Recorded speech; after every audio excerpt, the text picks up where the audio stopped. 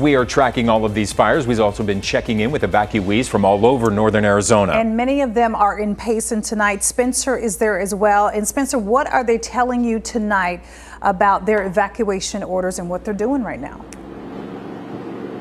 Yet I heard from one elderly woman from Overguard who's now here in Payson. She says that she was told the Wyrick fire is now just outside of her property, so very scary there. And as dusk hits, you can just barely make out the smoke from the Backbone fire coming over the mountains behind me.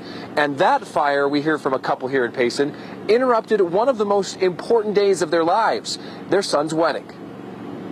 The wedding rehearsal dinner for Trace Wallace and Kylie Egbert was going beautifully at the cabins on Strawberry Hill Friday, but not for long. We were in the middle of rehearsal when I believe the owner of the cabins came running and screaming at us and telling us we needed to go now. The evacuation status went from set to go in just 15 minutes. The mother of the groom says everyone went running, and it was so chaotic they left behind several things, from new shoes to bottles of booze. I was more worried for Trace and Kylie. That they weren't going to get married. Everyone in the party headed down to Payson to the Egberts' home, where the bride and groom then decided the wedding would still happen right there in her own backyard. Friends and family picked up trellises from the hardware store to build an archway. Churches in town offered their tables, chairs, and tablecloths.